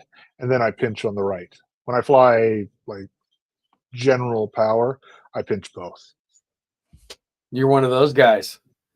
Yeah, It's like my uncle was a left-handed golfer until it came to the putting green. Then he putted right. It was the weirdest thing ever.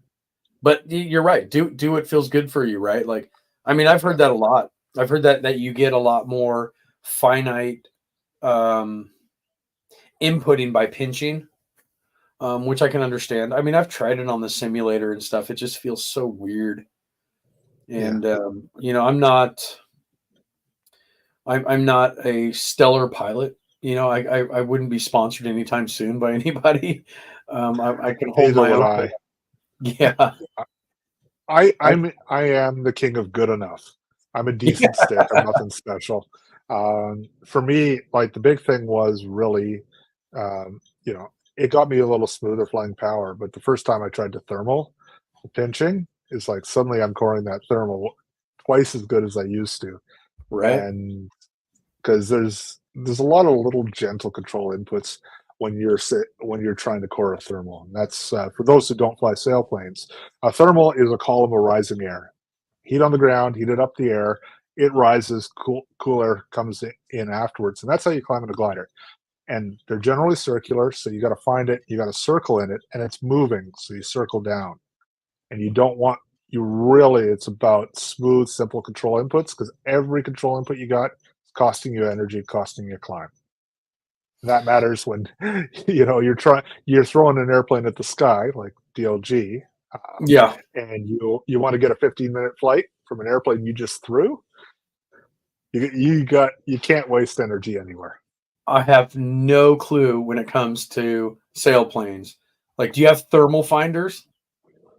How does one find a Varios. thermal to climb?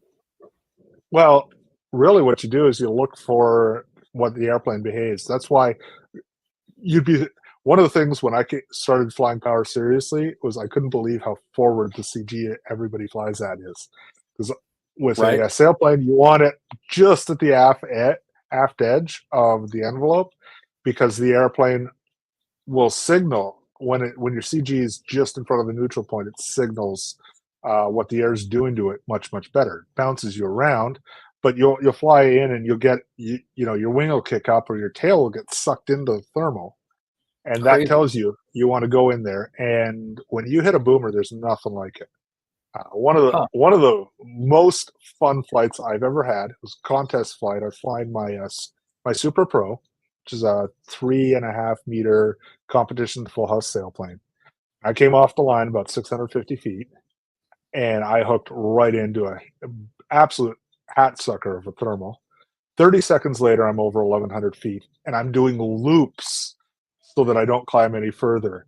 And I just sat there and did loops at 1,000 feet, all on the energy of that one thermal, until I hit the end of my time and had pointed the nose down and had to bring that thing screaming in. I still missed my Wow. window because I didn't want to blow the tail off of it, and I'm coming down from 1,000 feet, and I've got a minute to get there and put the nose, because when you land in a contest, you're trying to put your nose in a 2-inch wide circle. Oh, That's a 100-point landing.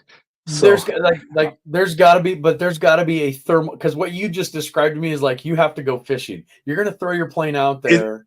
it is literally like fishing. You're going to throw it out there and hope that you find that thermal. But these CDs that hold these competitions, they know where the thermals are at. They have to. You can feel it. Because one of the things is it's that cold air when you feel the cold air getting pulled into the bottom of the thermal.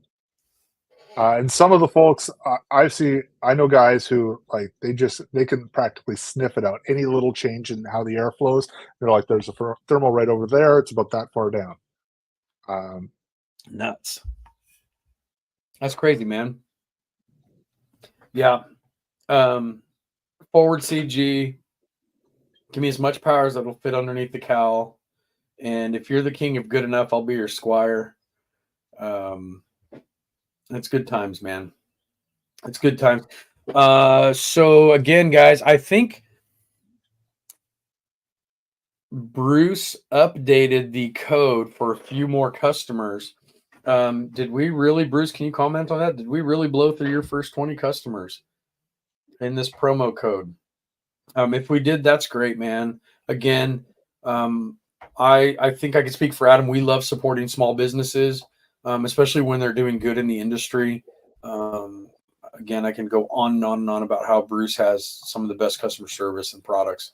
But man, yeah, go for it. I was going to say the local hobby shops are a huge focal point for the RC community. And I make a point, by the way, of buying almost everything I can. If I can buy it from a local hobby shop, I will buy it from a local hobby shop over spending extra online. If I'm going to order it online, I want to order it from a local hobby shop that's not local to me. Yeah. It's something I'm very passionate about. E-commerce is amazing. I've built a huge chunk of my career on it, but you can't walk in and get advice from Amazon.com. Yeah, no, that's 100% true. Listening to what you were just saying, and kind of, I've had ideas running through my head all night about where, I'd like to do another one of these, right? And with or without you, depending on what you think about it. it's not always going to be about FrSky or FrSky. I have met a lot of amazing people since I got back into the hobby and have become more integrated with companies. You know, RTL Fasteners was kind of like my gateway into this different side of the industry. I got to really talk to people on different levels and not so much for advice or commenting on their posts on social media. Um, but again, I've come across a lot of really neat people that I think would be very stellar candidates to interview to get them out there. Not that they haven't done it before, but I want them on my show. Dang it! But you said that you said the brick and mortars. You know, where are you from? Let the people know, Adam, where you reside. So I live in Toronto, Ontario, Canada, part of the GTA, um, and I'm blessed by hobby shops. I've got some amazing ones locally, including the biggest Canadian chain has 2 shops local to me. Um, so I'm really lucky. I know some folks are 4 or 5 or more hours away from the nearest local hobby shop. I've got them all locally. Heck, I even have Horace RC Canada is a 40-minute drive from me, Well, yeah, even I mean, there. So, you're blessed in that sense because yeah. you know being into aviation as you know as a kid growing up. My first experience with RC was with a local hobby shop, and this was back in the 90s. We had, boy, I think like half a dozen. We had 6 brick and mortar shops that they weren't Horizon Hobby storefronts. They were independent, and a lot of resourceful or a lot of resources there with the members or the people who own the place, the people who work there, like people were so involved and the internet and the web, you know, e-commerce has really in my area. I'm in Central California, and you said it again. The nearest shop that I know of that's just out of this world is in Hemet, California. They're called Dynamic Hobbies. Um, they you know I think they do sell a lot of Horizon Hobby products and stuff, but they do they do much more than that. They have a lot of different things, a lot of the odds and ends that you really wish that your local Hobby Lobby would carry or Michaels or whatever. But they're 4 hours away. We do have one pretty local, but again, the knowledge isn't there anymore. It's more about pushing the products that are that are being brought to you by Horizon Hobby, which is fine. If you're into that's cool too. They're your shop. But again, the resources and the knowledge just aren't there. And other than that, that local shop about 20 minutes away that I consider a Horizon Hobby storefront, there aren't any. So me, as well as a lot of my flying buddies and a lot of people around here, we do have to resort to e-commerce, which is not bad, but Yeah. when I can support a small mom and pop brick and mortar shop, or a traveling shop like Bruce has, like I'm all for it, man. I'm all for it. Um, Bruce said, "Yeah, we he blew through 20 customers, so thank you guys for supporting that we just talked about." Um, and we had Josh Yarbrough. What's up, man? Josh finally made it in. So, Adam, do you know Josh? I don't know if we've interacted much, but I do recognize the name. Okay, yeah. So and correct me if I'm wrong, Josh. I think Josh is out of Texas as well. He's either Texas or Arizona. Um, he knows Bruce really well as well. Um, got hooked up and connected with FrSky at Ice House this last year.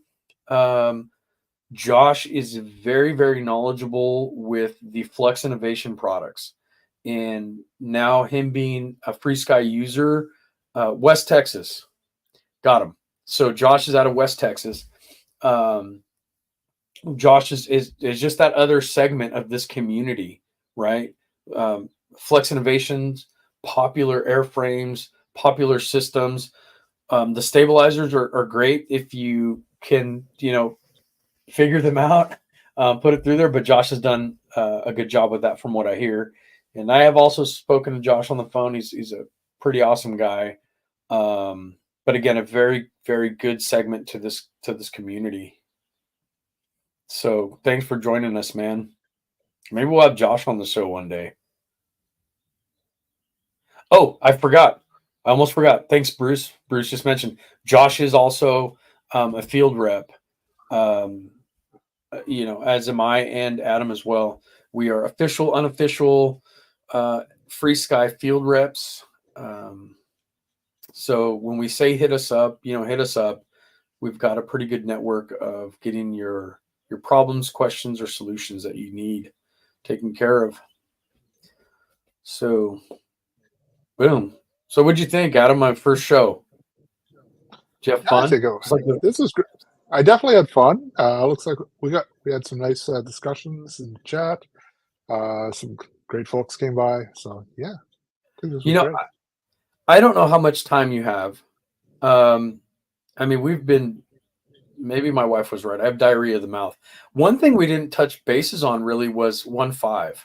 And we kind of touched a little bit on it here and there through our conversations, but that was actually one of the reasons I wanted to have you on first is 1.5. You've been messing with what we used to call nightlies, or the release candidate, from the very beginning. Give me your thoughts, man. So 1.5 is probably the biggest change we've seen in Ethos. If it isn't, it's the biggest change since 1.2 when we got Suite.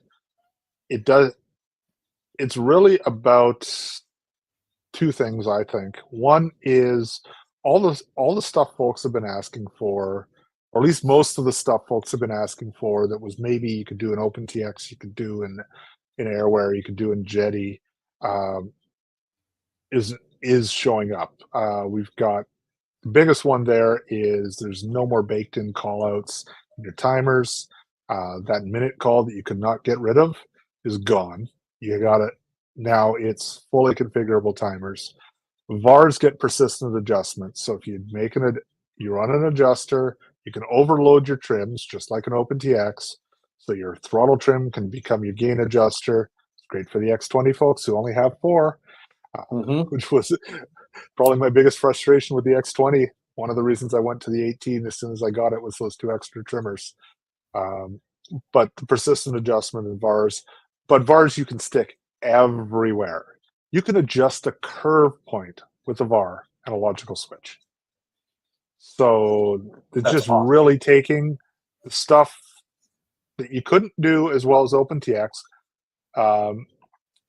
and taking it to a level that there's nothing else like it. Okay, so let me stop you. VARs.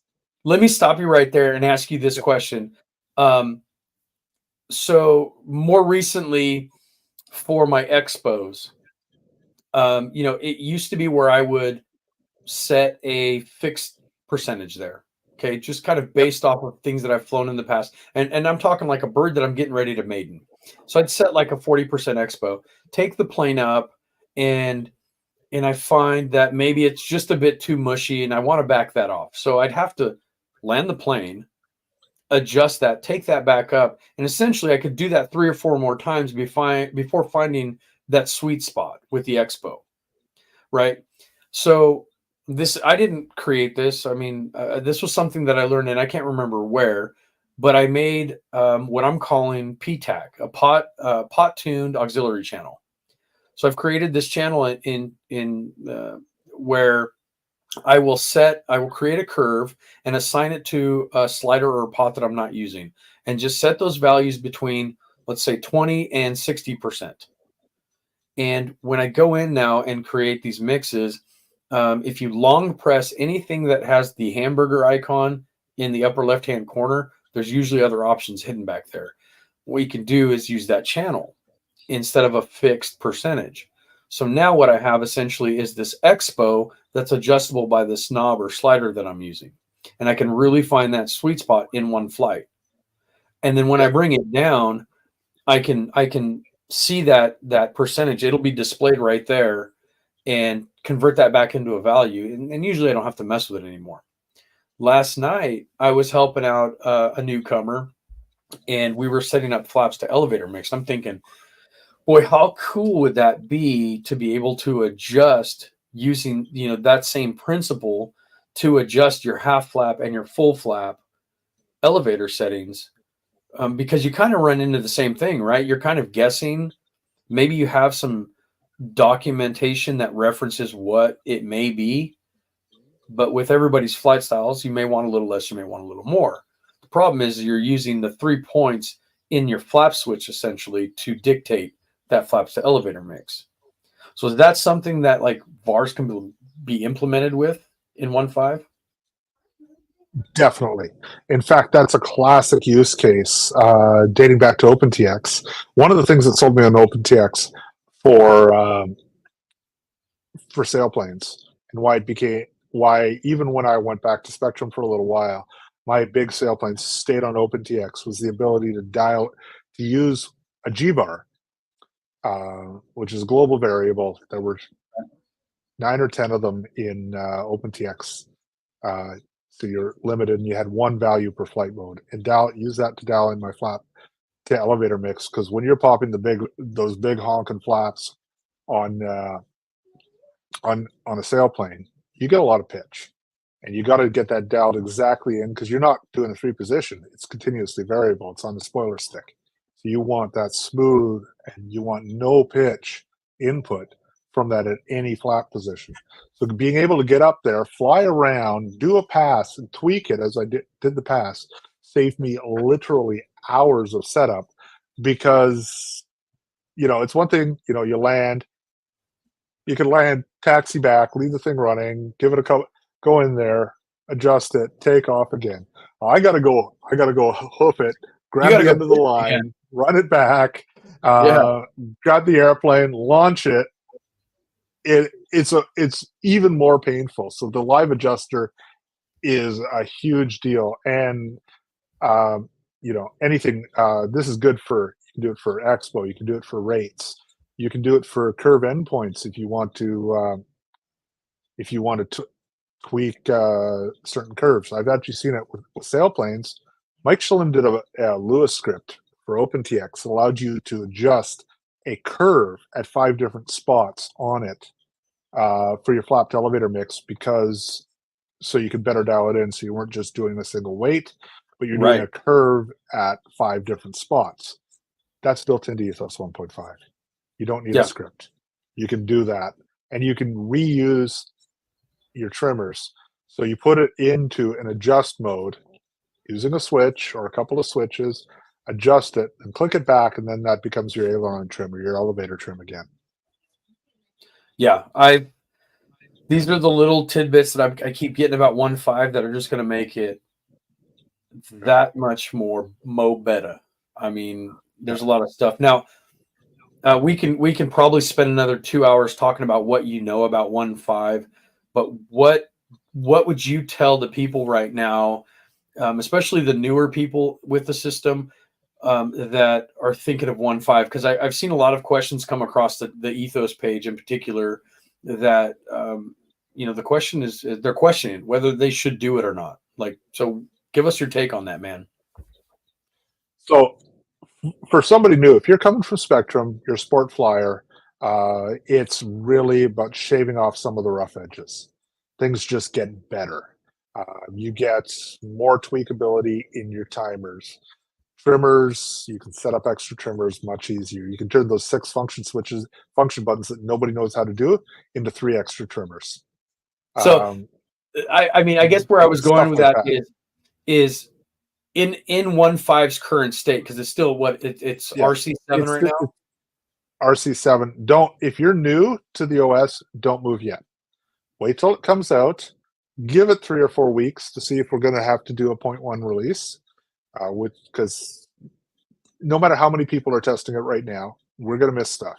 When it gets to full release, there's going to be stuff that is caught at full release and patched after that, which will be a 0.1. This is rule of software industry. Never use a .0 release. So 1.5.0, If you techie, you want to play around it, please beat the heck out of it when we get to 1.0 release. But if you're new, wait till the folks who've beaten the crap out of it have found the problems, we've gotten a patch out, and then go to it. The other thing I will say, don't go to it on Friday night. Install it on Monday afternoon. Spend a week beating on it and poking at it so that you're comfortable with it, because it does move the cheese. A lot of stuff's changed around. Stuff's moved from one spot to another. There's changes to Bluetooth. There's changes. Device config is now in the system menu. Timers have changed. Trims have changed huge. Yeah. VAR mixes and trim mixes are gone. Functionality's all there. It's just not in the same place. They're rolled really. Free mixes are, oh man, you will not believe what you can do with free mixes when you get a chance to beat on them. But these are all changes, and you got to get time to get used to them. Don't convert. Oh, the other thing is, walk through it, particularly complex airplanes. Check the programming before you fly. We've done our best to make sure it goes smoothly when you update it, but never, if you've done a big change like 150, do not fly your airplanes until you've checked the programming on the ground. Make sure all your flight modes work. Make sure all your everything works the way you expect it. Make sure your ailerons and elevators are the right orientation. Because if something goes wrong, you want to find it when you're sitting on the starting stand and not when you're taking off. Exactly. But I mean, man, you should really be doing that, period. Like almost every time you go fly. Yeah, I've had a lot of people ask me about 1.5, and I don't know.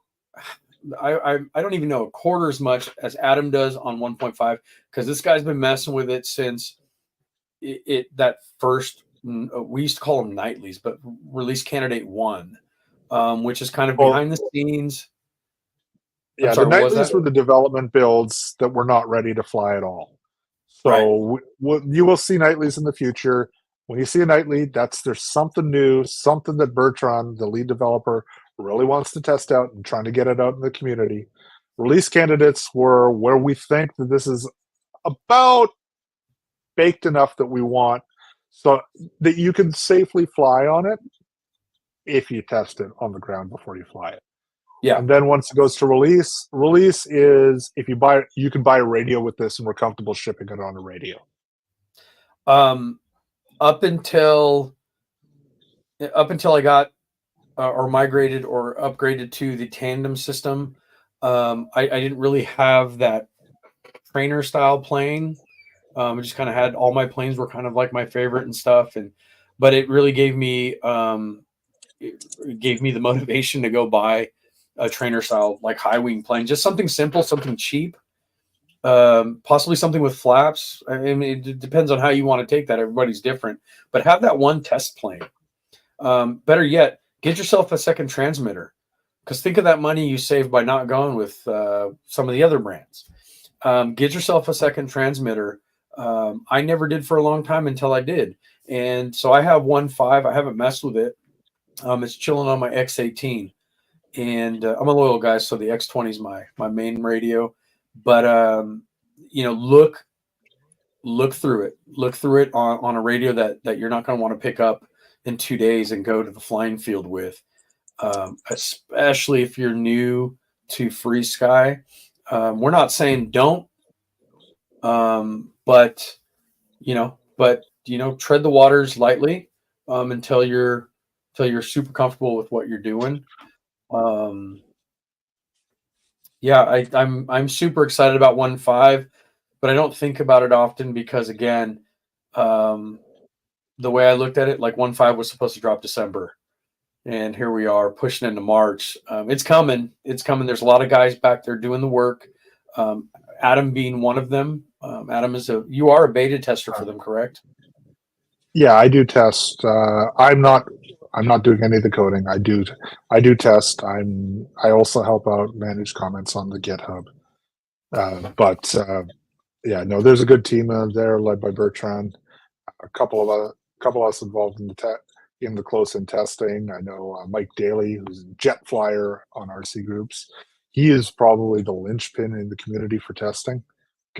Tests everything first. He's been an incredible asset to the community. He's the one who gets all the comms out to on RC groups, and So there's a bunch of Josh other folks who do a lot of good testing. advice here. Well, yeah, but I mean, I mean, you may not be writing that code or doing the heavy lifting there, but you are, from what I understand, you are one of the essential keys to the products that are coming out. So, On the radio side, I don't have anywhere. Yeah, just to be clear, I don't have the same level of involvement on the receiver, stabilizer, the RB side. My involvement there is pretty much the same as you, Dan. I help out. I give feedback back.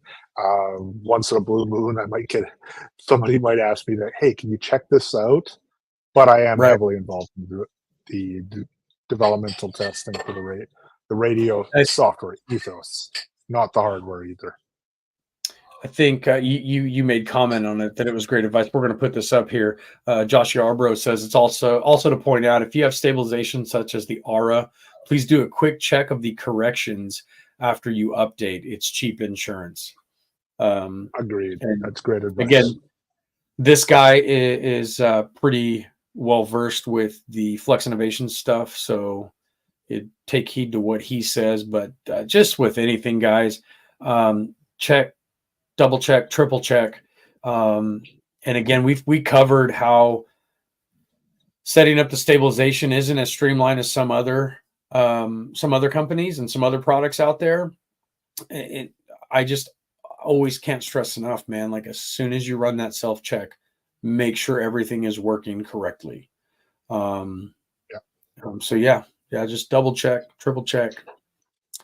So 1.5, it's the release candidates are out. They are approved for flying, or else they wouldn't have released them. Take care when you're setting them up and just be as thorough as possible. And if you have any doubt whatsoever, or if you're new to the system, just wait. I myself, I don't get immersed into the technical sides of things too often. Just because I have a lot of other stuff in my life going on. So I think I told Adam that I'm telling myself now I'm going to wait a month or two after 1.5 stable is dropped, in order to have my systems migrate completely to 1.5. And that's only because of my life, what I have going on. I may not be able to touch my radio, or do anything RC for a week or 2 weeks, and then finally get some of that time and say, I want to go out to the field. Well, if my radio isn't up to par and I'm still guessing on something, then it's not going to work out too well for me. And so anyways, well, man, it's been a great show. I think we should probably call it for the night. We've had a lot of constant viewers. I haven't seen that number fluctuate very much, so that's awesome. Thank you guys for joining us. We've had some really good questions here tonight. Bruce came through, man. He posted just a minute ago. Shout out to Colby for his order and use of the coupon. It will drop ship Monday from the California warehouse. There are 4 more coupons left, so get them while the getting's good. Again, thank you guys for this first time experience. It was pleasurable. Thanks, Adam. Thank you very much Thanks for having me tonight. Absolutely, man.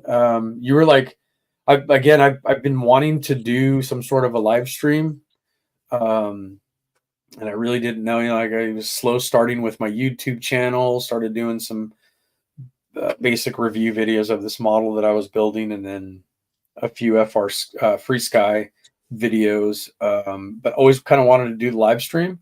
And you were the first person I thought of, man, because you have been just an absolute great resource that I can say that I have in my corner, in order to help all these people. So I appreciate that, man. Well, and to the community, if you've got questions, engage me. I'm on Facebook. I'm in RC groups, and my channel here. I post a comment. If you got a question, even if throw a comment on one of my videos. If it, you know, it doesn't even have to be a video that's applicable. I'll read through it and I'll answer it. Once 1.5 drops, there will be more videos. I've kind of been slow rolling for the last couple months. And yeah, you can email me at adam@mawz.ca. I've been slow for my videos. I've been slow rolling, waiting for 1.5 to drop because I didn't want to do a whole bunch of videos and have to redo them for 1.5. But there's a lot of stuff to cover there, so there will be new videos covering that. Yeah. So be sure to go follow Adam. Go follow his. Subscribe to his channel. If you guys have liked what you've seen tonight, man, give us that thumbs up, and you know, consider subscribing. I'm just out here doing it, man. Like I'm not. I don't have any revenue makers or generators out there or anything. I want to get some of the info out there to the masses with this FrSky stuff. And Adam was a good candidate for that tonight. I don't know where this show's going. I have some ideas in the back of my head, and who knows? Maybe we'll do FrSky night a couple times or once a month. You know, here on Hanging Around the Hangar. And other than that, we'll see where it goes, what happens. So again, thank you guys, and happy flying. Feel free to get a hold of us. All of the ways to do that are listed below on the YouTube channel, and then you can find us at Facebook and Adam's email. Thank you, Larry O. All right, you guys have a good night. Happy flying. Happy flying.